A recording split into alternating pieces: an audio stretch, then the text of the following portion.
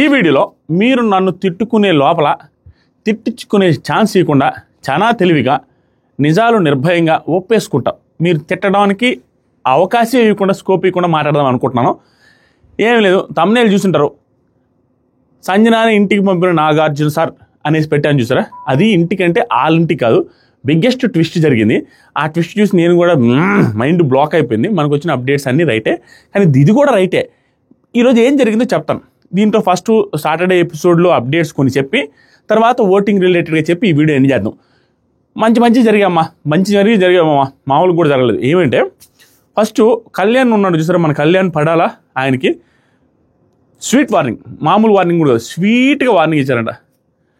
ఇది ఎలా ఉంది అనేది ఈ వార్నింగ్ మీరు సాటిస్ఫై అయితే కరెక్ట్గా చెప్పారు నాకు సార్ అనిపిస్తే ఈ వీడియోని లైక్ చేయండి, కింద కూడా కామెంట్ చేయండి. ఏమన్నారంటే, కళ్యాణ్ చేతులు పట్టుకోవడమే కాదు ఆట కూడా ఆడాలి అన్నారంట. అందరు అమ్మాయిలు చేతులు పట్టుకుంటే ఎప్పుడు అట్లానే ఉంటారు కదా, చేతులు పట్టుకోవడం కదా, ఆట కూడా ఆడాలన్నారంట. బల్బులు ఎలుగుంటాయి మనోడికి. ఇది జరిగిన సాటర్డే ఎపిసోడ్ చాలా ఫన్నీగా అనిపించింది. దాంతోపాటుగా సంజన గారిని స్టేజ్ మీద తీసుకెళ్లారని ఇంతకుముందు వీడియోలో చెప్పాను మీకు. స్టేజ్ మీదకి తీసుకుపోయింది నిజం, స్టేజ్ మీద ఎలిమినేషన్ సీన్ క్రియేట్ చేసింది నిజం, అంతా అయిపోయింది అనేలాగా చేసింది నిజం. తర్వాత మళ్ళీ కొంతసేపటికి హౌస్లోకి పంపించారు. నేను తమ్ముళ్ళలో పెట్టిన ఇంటికి పంపాడు అంటే ఆ ఇంటికంటే ఆ బిగ్ బాస్ ఇంటికే. నేను లాస్ట్లో చెబితే మళ్ళీ మీరు తిట్టుకుంటారు ఖచ్చితంగా, అందుకని స్టార్టింగే చెప్పాను. నేను చెప్పిన మీనింగ్ అదే, క్లిక్ బైట్ తమ్నేల్ అదే, జస్ట్ అంతే. ఇప్పుడు మన వీడియోస్లో ఎప్పుడైనా కూడా నేను జెన్యూన్గా చెప్తున్నాను, తమ్నేల్ కొంచెం క్లిక్ బైట్గా ఒక్కోసారి ఉంటుంది, దాంట్లో మీనింగ్ లెస్గా లోపల ఏమి ఉండదు, అదే ఉంటుంది. కానీ వేరే రకంగా కొంచెం ఒక్కోసారి పెట్టచ్చు, ఒక్కొక్కసారి 100లో ఒక 2-3, అది నార్మల్ యూట్యూబ్ లిబర్టీ అంటారు, అట్లా చేసుకుంటా తప్పించి అది నేను యాక్సెప్ట్ చేస్తాను. అట్లా మిస్లీడ్ చేస్తూ ఎవరికి పెట్టేది ఏం లేదు. దాన్ని అందుకనే ఇనిషియల్ స్టార్టింగ్ ఆఫ్ ద వీడియోలోనే నేను డైరెక్ట్ చెప్పేస్తున్నాను. అంతా జరిగిపోయిన తర్వాత లోపలికి సంజన గారు వచ్చారంట. దాంతో పాటుగా దొంగతనాలు రిలేటెడ్ కూడా కొంత వార్నింగ్ అయితే ఇచ్చారంట, డైరెక్ట్లీ ఇక్కడ నుంచి ఎవరైనా దొంగతనాలు చేస్తే ఏదో పనిష్మెంట్ సంథింగ్ ఏదో ఉంటుందని చెప్పారంట. అదంతా నేను తెలిసిన రివీల్ చేయట్లేదు, కొన్ని మీకు ఇంట్రెస్ట్ ఉండాలి కాబట్టి అందుకని రివీల్ చేయట్లేదు. ఇలా జరిగింది. హరీష్ గారు రిలేటెడ్గా వాళ్ళు అత్తుకోరన్నారు చూసారు, దాని మీద సీరియస్ వార్నింగ్ ఇవ్వాలి. ఎందుకు ఇవ్వాలంటే అది నాకు ఆ సిచ్యువేషన్ తగ్గట్టుగా ఉండింది. ఆ రోజు మాట్లాడేటప్పుడు సిచ్యువేషన్ తగ్గట్టుగా ఉంది. తనకెందుకు వార్నింగ్ ఇవ్వాలి అంటే, మీరు అన్నటికే డిఫరెన్స్ చూపించే నువ్వు లత్కోరంటే జనాలు తీసుకోలేదు కదా, జనాల దగ్గర నెగిటివ్ అవుతారని అతని మంచి కోసమే సలహాలు ఇవ్వాలి అని కూడా ఇచ్చారంట, సీరియస్గానే మాట్లాడారంట. అదొకటి. తర్వాత రామురాతో రిలేటెడ్గా వీడియోస్ ప్లే చేసి ఎందుకు మాట మారుస్తామని, ఇది యాక్చువల్గా రామురాతో మాట మార్చింది ఏం లేదు. లైవ్ చూసి ఎపిసోడ్ చూసి క్లారిటీ ఉండే అందరికీ అర్థమవుతుంది. ఈరోజు నేను నైట్ అర్ధరాత్రి గుసగుసలు చూసిన వాళ్ళకి కూడా అర్థమవుతుంది. తను క్లియర్గా చెప్పాడు, నేను ఆల్రెడీ చెప్పిందే, రామురాతోడికి మాట్లాడడం రాదు, అదొక్కటే నెగిటివ్. అతను అబద్ధం చెప్పలేదు. అతను ఏం చెప్పాడంటే, ఫ్లోరా ఇప్పుడు ఎలా ఉంటుందంటే ఒక ఎగ్జాంపుల్ చెప్తానంటే, తను చేసింది ఏంటంటే, ఎవరైనా వచ్చి మా వైఫ్ దగ్గరికి వచ్చి అది హైదరాబాద్ రావట్లేదా అంటే, లేదు కావాలి వెళ్ళాడు అనగానే, కావాలి వెళ్ళాడు అన్నదనుకోండి, హైదరాబాద్ రావట్లేదని ఎవరైనా అడిగితే కాదు లేదు హైదరాబాద్ రావట్లేదా అన్నదానికి మా వైఫ్ కావాలి వెళ్ళాడు అన్నదనుకోండి, ఇతను వెళ్ళి ఏం చెప్తాడు, ఆదిరెడ్డి హైదరాబాద్ రాడంట అనేసి అతను వ్యక్తి చెప్తాడు. తర్వాత వచ్చి ఈవిడ వచ్చి అడిగితే నేను ఎప్పుడు చెప్పిన హైదరాబాద్ వెళ్ళడని అంటది. అంటే ఏంటి ఇక్కడ అర్థం ఏంటి, హైదరాబాద్ ఇతను అర్థం చేసుకుంది అంటే హైదరాబాద్కి వెళ్ళట్లేదు అనేది ఆవిడ చెప్పలా, కావాలి వెళ్ళాడు అని చెప్తే ఇతనే అర్థం చేసుకుని వేరేది మార్చాడు. ఆ రోజు కూడా అదే జరిగిందని చెప్పాను నేను నైట్ కూడా. నేను మొన్నే చెప్పాను ఏం జరిగింది, వచ్చి ఫ్లోరా గారి గురించి అడిగితే ఫ్లోరా గారు ఇక్కడ లేరు అన్నారంట. లేరు, స్నానానికి వెళ్ళారు అన్నదానికి అతను ఏం చెప్పాడు, స్నానానికి వెళ్ళారంటే టీ తాగారు కదా అనేసి అక్కడ పోయి సంజన గారికి చెప్పారు, టీ వద్దని ఫ్లోరా గారికి అని చెప్పాడు. అతను దాంట్లో అంత తప్పు కానీ ఏమి లేదు. దాన్ని డిఫెండ్ చేసుకోవడంలో ఫెయిల్ అయిపోయాడు అతను. అరిస్తుండేసరికి సైలెంట్గా అయిపోయాడు, అది తప్పు అతనిది. అది చెప్పానంటే నాకు సార్ ఏంటి నువ్వు అన్నీ అక్కడ ఒకటి ఇక్కడ ఒకటి చెప్తాను సార్, నేను కన్ఫ్యూజ్ అయిపోతాను సార్, అది నేను నైట్ కూడా చెప్పాడు. ఇది ఒకటి. తర్వాత సరికి మన సంజన గారి తనుజ గారి రిలేటెడ్ కాఫీ పౌడర్ ఎక్కడ పెట్టింది అది ఆ వీడియోస్ ఒకటి, ఇలా రకరకాల వీడియోస్ ప్లే చేసి అందరికీ అప్రిషియేషన్స్ ఇచ్చి ఇమానుయల్కి వాటికి ఫైర్ అవుతూ కొంచెం బాగానే ఉందంట ఎపిసోడ్. సో ఇప్పుడు ఓటింగ్ అనాలిసిస్కి వద్దాం, ఎలిమినేషన్ ఎవరు అవుతారు అనేది కూడా కామెంట్ చేద్దాం, డైరెక్ట్ చెప్పేద్దాం. సో దాంతోపాటు మీరు కూడా చెప్పాలి, మీరు ఊరుకోటేస్తున్నారు, మీకు ఎవరు ఎలిమినేట్ అవ్వాలి అనుకుంటున్నారు. ఇప్పుడు మీకు దృష్టిలో నిజంగానే ప్రియా గారిలో మార్పు వచ్చింది, పవన్ కళ్యాణ్ మార్పు వచ్చింది, దివ్య నిఖిత గారు వచ్చిన తర్వాత కామనర్స్లో మార్పు వచ్చింది, వీళ్ళల్లో ఉంటే ఇంకొక వారం చూద్దామని మీకు ఉందా, లేదు వీళ్ళు ఎలిమినేట్ అవ్వాల్సిందే తప్పదు, వీళ్ళు ఎలిమినేషన్ చూడాల్సిందే, వీళ్ళు ఏం పెద్దగా కంట్రిబ్యూట్ చేయట్లేదు షోకి అని అనిపిస్తుందా అనేది కామెంట్ చేయండి. ఫస్ట్ రామురాతో టాప్ పొజిషన్లో ఉన్నాడు, సెలబ్రిటీస్ ఎవరు నామినేషన్లో లేరు కాబట్టి యాజ్ యూజువల్గా అతనికి ఓటింగ్ పడుతుంది. దట్టు మీకు తెలియంది ఏంటంటే, అతనికి ఉన్న ఫాలోయింగ్ అక్కడ ఉన్న వాళ్ళలో చాలామందికి లేరు. అతనికి తెలియని లారీ డ్రైవర్ కానించి ఆటో డ్రైవర్ కానించి రిక్షా దొక్కునే వాళ్ళతో సహా అతని సాంగ్ వినే ఉంటారు, అతను ఎవరో అందరికీ తెలుసు. కాబట్టి మాస్ ఫాలోయింగ్ ఉంది అతనికి. తెలియకుండా ఏదో సోషల్ మీడియాలో ఫాలోయింగ్ లేకుంటే ఫేస్బుక్లో ఫాలోయింగ్ కాదు. అతను ఏంటంటే మాస్ ఫాలోయింగ్. వాళ్ళకి ఏమీ లేకపోవచ్చు, వాళ్ళు మిస్డ్ కాల్ ఇవ్వమంటే మరి రామారావు అంటే ఇచ్చేవాళ్ళు ఉంటారు, దాంతోపాటు ఓట్లు వేయాలంటే హాట్స్టార్లో వేసేవాళ్ళు ఉంటారు. అలాంటి ఫాలోయింగ్ ఉంది రామారావు, తెలియకుండా ఓటింగ్ పడుతూ ఉంటుంది. దాంతోపాటు సెలబ్రిటీస్ ఎవ్వరు లేకపోవడంతో ఎక్కువ మంది ఆటోమేటిక్గా అతనికి ఎక్కువ పడుతుంది. ఫ్లోరా షైనీ గారు కూడా మధ్యలో డ్రాప్ అయిపోయి ఆవిడని నామినేషన్లో నుంచి తీసేశారు కాబట్టి మొత్తం అంతా ఆయనకే పడుతుంది. దాంతోపాటుగా కొన్ని యాంగిల్స్ ఉంటాయండి, 2 రకాలు ఉంటాయి మిస్టేక్స్. ఒక మిస్టేక్ ఏదైతే ఉందో భారీగా తప్పు చేశారా ప్రపంచం అంతా దాన్ని వ్యతిరేకిస్తారనే మిస్టేక్స్ ఉన్నప్పుడు ఓట్లు పడవు. అంతేగాని మిస్టేక్స్ 50% క్లియర్గా కనపడుతుంది. తనుజ ఎక్కువ మాట్లాడింది వీడి మీద, లేకపోతే ఇతను పాపం చెప్పలేకపోయి చెప్పాడు కానీ అది పెద్ద అబద్ధం అంటారా పాపం, ఇలాంటివి వచ్చినప్పుడు సింపతి వర్కౌట్ అవుద్ది. అదే రామారావు వైపు నుంచి జరుగుతుంది. మరీ దారుణంగా ఏంట్రా అన్న ఫీలింగ్ కాదు అది. ఆ సిచ్యువేషన్ 2 వైపులో ఉంటుంది. అలాంటివి జరుగుతుంది కాబట్టి ఓటింగ్ గేమ్ ఎఫెక్ట్ ఏం పడట్లేదు. ఫస్ట్ పొజిషన్లో ఉన్నాడు. సెకండ్ పొజిషన్లోకి వచ్చేసరికి ఇంక ఉండదు ఎవరు, రీతు చౌదరి గారు, హరీష్ గారు, పవన్ కళ్యాణ్ అండ్ ప్రియా గారు. సెకండ్ పొజిషన్లో హరీష్ ఉన్నారు. కామనర్స్ మొత్తం మీద హరీష్కే ఓట్లు ఎక్కువ పడుతున్నాయి. హరీషే ప్రతి ఎపిసోడ్లో కనపడుతున్నాడు. ఆటోమేటిక్గా మొన్న ఒక నామినేషన్లో వీళ్ళ కామనర్స్ ఎవరైతే నెగిటివ్గా ఉన్నారో వాళ్ళ మీద అరవడం వల్ల, డెమాన్ పవన్ మీద అరవడం వల్ల ఆ ఇంపాక్ట్ వచ్చి కొంచెం పాజిటివిటీ పెరుగుతుంది. దాంతోపాటుగా సంజన వారి విషయంలో భయంకరంగా ప్రతిసారి గొడవలు అవుతున్నాయి కాబట్టి ఎప్పుడైనా రైవల్రీ క్రియేట్ అయితేనే ఓటింగ్ బ్యాంక్ పెరుగుద్ది. ఆ రైవల్రీ క్రియేట్ అయినప్పుడు ఓటింగ్ బ్యాంక్ ఎందుకు పెరుగుద్ది అంటే ఆ పక్క ఇతను కాదు, నేనైనా ఎవరైనా కూడా ఎవరితోనే ఫైట్ చేస్తుంటే ఆ ఫైట్ చేసే వ్యక్తికి నచ్చిన వాళ్ళు ఆడియన్స్ ఉంటారు చూసినా వాళ్ళందరూ వీళ్ళకి ఎఫెక్ట్ అయ్యి వీళ్ళు ఓటు వేసి సపోర్ట్ చేస్తారు. ఇతను నచ్చకపోయినా కూడా ఇతను వచ్చి సంజన గారి మీద అరుస్తున్నారు. సంజన గారు అయినా కావచ్చు, ఇంకో కంటెస్టెంట్ ఎవరైనా కావచ్చు, వాళ్ళకి వ్యతిరేకంగా ప్రపంచం అంతా సపోర్ట్గా ఉంటుంది కదా, వ్యతిరేకంగా ఉండే వాళ్ళు ఉంటారు చూసినా వాళ్ళు సపోర్ట్ చేస్తారు. సో నువ్వు కాన్ఫ్రంటేషన్ చేస్తూ ఉంటే ఆటోమేటిక్గా నీకు ఓట్ బ్యాంక్ ఎలాగోలా పెరుగుద్ది. అదే ఆ హరీష్ గారు రిలేటెడ్గా జరుగుతుంది. అతనికి ఓట్ బ్యాంక్ కొంచెం ఓకే పెరిగింది. కామనర్స్ అందరికంటే హైయెస్ట్ ఓటింగ్ అతనికి ఇప్పుడుంది. ఈవెన్ నా దాంట్లో 2 లక్షల ఓట్లు పడితే దాంట్లో 45% అతనికే వచ్చింది అందరు కామనర్స్తో కంపేర్ చేస్తే. కాబట్టి ఓటింగ్ ఉంది. సెకండ్ పొజిషన్లో ఉన్నారు.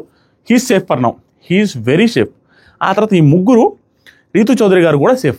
ఎందుకంటే నిన్న చెప్పాను, ఈరోజు కూడా చెప్పే మాట అదే, అవుట్ సైడ్ ఏదైతే జరుగుతుందో కాంట్రవర్షియల్ కూడా కొంచెం కూల్ అయ్యాయి. ఆవిడది ఏం పెద్దగా ఇష్యూలు ఏం జరగట్లేదు, కూల్ అయిపోయి సోషల్ మీడియాలో పెద్ద రచ్చ ఏం జరగట్లేదు. ఇప్పుడు ఎలా ఉంటుందంటే బయట ఎంత రచ్చ జరిగినా ఏం జరిగినా 1-2 టాస్క్లు పర్ఫామ్ చేసి ఈ ఏడుపులు ఏదైతే ఉందో అది ఆడిపేసి ఈ పులిహోర యాంగిల్ ఏదైతే ఉందో అది కొంచెం డౌన్ అయింది అనుకోండి, జనాలు ఓకే బాగానే ఉంది కదా ఈ అమ్మాయి అన్న ఫీలింగ్ వస్తుంది. దాంతోపాటుగా అమ్మాయి టాస్కుల్లో మాత్రం ప్రాణం పెట్టి ఆడుతున్నారు. ఎవరున్నా లెక్క చేయట్లా, 1000% ఎఫర్ట్స్ పెడుతున్నారు. దాంతోపాటుగా ఆవిడ కంటెంట్ రెగ్యులర్గా వస్తుంది. బిగ్ బాస్ పుష్ కూడా ఎక్కువే ఉంది. అన్ని రకాలుగా చూస్తే ఆవిడ ఎలిమినేట్ అయ్యే chances very very very very less. We can say 0% chances. దాంతోపాటుగా మీ అందరికీ ఒక విషయం చెప్పాలి. ఇప్పుడే రిజల్ట్స్ వచ్చాయి. కంగ్రాచులేషన్స్ కూడా కింద చెప్పాలి మీరందరూ. ఏంటంటే నేను ఎల్ఎల్బీ చేస్తున్నాను. ఫస్ట్ ఇయర్ అయిపోయింది నాది. సో ఫస్ట్ ఇయర్ రిజల్ట్స్ వచ్చాయి. సెకండ్ సెమ్ది మనం ఫస్ట్ క్లాస్లో పాస్ అయిపోయాం. అండ్ ఇప్పుడు ఈ మన రివ్యూస్ చెప్పే టైంలోనే ఇంకొక 1.5 మంత్లోనే మనకి ఎల్ఎల్బి సెకండ్ ఇయర్ ఎగ్జామ్స్ ఉన్నాయి. చూడాలి, చదువుతున్నాను అప్పుడప్పుడు. ఎలా చేయాలి, ఏంటో మేనేజ్ చేయాలి, ఎలా దీన్ని మేనేజ్ చేసుకుంటూ వెళ్ళాలి. ఫస్ట్ ఇయర్ అయితే కంప్లీట్ అయింది. ఫస్ట్ క్లాస్లో పాస్ అయిపోయాం. చదివి రాసి పాస్ అయ్యాం. Very soon I think 1.5 to 2 yearsలో ఆదిరెడ్డి అడ్వకేట్ అయిపోతాడు. చేస్తాను. ఆ ప్రొఫెషన్ కూడా చాలా స్ట్రిక్ట్గా సీరియస్గా తీసుకొని చేయబోతున్నాను.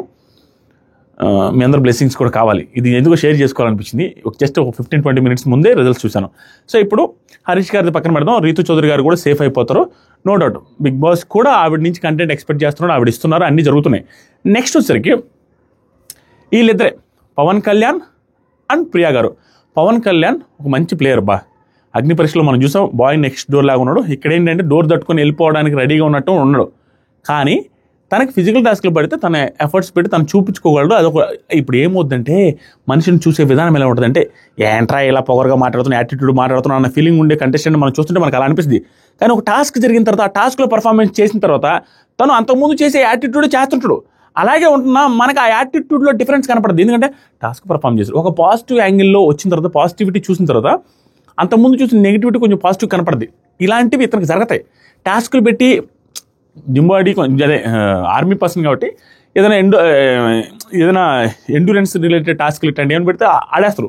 అలాంటప్పుడు ఆటోమేటిక్ అది ఆడినప్పుడు ఇంతకుముందు పొగరు, ఇంతకుముందు యాటిట్యూడ్ కూడా తక్కువగా కనపడుతుంది ఆటోమేటిక్గా. అలా టాస్క్లు ఆడే ఛాన్స్ వస్తే మనోడికి పాజిటివ్ అయ్యే అవకాశం ఉంది. దట్టు అక్కడ జెంట్స్లో ఎవరు లేరు. జెంట్స్లో కొంచెం ఫిట్ క్యాండిడేట్లు ఎవరు లేరు. ఇతను వెళ్ళిపోయాడు, అక్కడ అంతా వీక్ అయిపోద్ది. కాబట్టి ఈ వీక్ ఇతను మాత్రం సేఫ్. దాంతోపాటుగా ఓటింగ్ కూడా పడుతుంది. ఎందుకంటే ఇతనికి వచ్చిన తలకాయ నొప్పి ఏంటంటే లేడీ ఫాలోయింగ్ ఉంది ఇతనికి. మీరు నమ్మినా నమ్మకపోయినా నా కింద వచ్చే మెసేజ్ కావచ్చు, నేను ఏదైనా అతను అంటే నాకు వచ్చి మెసేజ్ చేసి కావచ్చు, కామెంట్స్ చేసి కావచ్చు, అగ్ని పరీక్ష టైంలో కావచ్చు, కొంత లేడీ ఫాలోయింగ్ ఉంది. దాంతోపాటు ఇతనిది ఆ సైడ్ ఉత్తరాంధ్ర కాబట్టి ఆ సైడ్ కూడా ఓటింగ్ పడుతుంది. స్టిల్ నమ్మకం పెట్టుకున్నారు, చూద్దాం ఇంకా ఏం ప్రూవ్ చేయలేదు, ఇంకా చూడలేదు కదా అనే నమ్మకంతో ఉన్నారు. Is safe for this week. So ఈ వీక్ ఎలిమినేట్ కాబోయే కంటెస్టెంట్, దానికి సంజన గారి ఎఫెక్ట్ ఎక్కడ తగిలిందంటే, ఈ వీక్ వీళ్ళిద్దరు ఒకరు వెళ్ళిపోతారు. 10% ఛాన్సెస్ పవన్ కళ్యాణ్కి ఉంది, 90% ఛాన్సెస్ ప్రియా గారికి ఉంది. వీళ్ళిద్దరు ఫేవరెట్స్ ఎవరైతే ఉన్నారో, ఫ్యాన్స్ ఎవరైతే ఉన్నారో ఓట్లు వేసుకొని సేవ్ చేసుకోవడానికి ట్రై చేయండి. అండ్ ఒక 5 to 10% ఛాన్సెస్ నో ఎలిమినేషన్ కూడా ఉంది. అది రేపు చెప్తాను. ఒకవేళ ఉంటే నో ఎలిమినేషన్ కూడా ఎందుకు ఉందంటే, కుదిరితే నేను thumbnail పెట్టినట్టుగా నో ఎలిమినేషన్ అని చిన్నది పెట్టాను, ఎందుకంటే జస్ట్ స్లైట్ ఛాన్సెస్ ఉంది. ఎందుకుందంటే రేపు దసరా కాబట్టి అందరూ అనుకునేది ఏంటి, వైల్డ్ కార్డ్ వచ్చింది కాబట్టి డబుల్ ఎలిమినేషన్ ఉండొచ్చు, సింగిల్ ఎలిమినేషన్ ఉండొచ్చు, ఏదైనా ఉండొచ్చు అని అందరూ అనుకుంటారు. కానీ దసరా పండుగ రోజు నో ఎలిమినేషన్ పెట్టిన సందర్భాలు కోకోలలు చాలా ఉన్నాయి. కాబట్టి ఈ దసరాకి ప్రియా గారా పవన్ కళ్యాణ్ గారా అని మనం అనుకునే టైంలో వీళ్ళిద్దరిని లాస్ట్లో నిలబెట్టి ఎవరూ లేదు సేఫ్, ఎందుకంటే పండగ కాబట్టి సేఫ్ అనే ఆప్షన్ కూడా ఒక 5 to 10% ఉంది. 5 to 10% నేను thumbnail పెట్టాను కాబట్టి అది క్లియర్గా జరుగుద్ది అన్నట్టుగా మీరు అట్లా లెక్కేసుకోవద్దు. 5 to 10% మాత్రమే ఛాన్స్ ఉంది నో ఎలిమినేషన్కి. రీజన్ ఏంటంటే అందరూ అనుకుంటుంటారు కాబట్టి, దసరా వచ్చిందని కాబట్టి, దట్టు వైల్డ్ కార్డ్ వచ్చి ఒక సలహాలు ఇచ్చేసింది కాబట్టి అందరికీ, కామనర్స్ అందరికీ మేబీ ఆట మారుతారేమో చూద్దాం అనే ఛాన్స్ ఇద్దామన్న ఫీలింగ్తో కూడా వాళ్ళు ఇచ్చే అవకాశం ఉంది పండగ సందర్భంగా అని చెప్పి, ప్లస్ మీరు ఆడాలా గట్టిగా అని, ప్లస్ వాళ్ళు లాస్ట్ దాకా పోయి నిలబెట్టి తర్వాత ఉనికి వదిలేస్తే ఈసారి ఆడే అవకాశం ఉంది. వాళ్ళలో నెగిటివ్స్ అన్ని చేంజ్ చేసుకునే అవకాశం ఉంది. కాబట్టి నో ఎలిమినేషన్కి also there is chance for 10%. ఒక 80 to 85%, ఆ 10% నో ఎలిమినేషన్ తీస్తే 80 to 85% ప్రియా గారు గోయింగ్ టు బి ఎలిమినేటెడ్.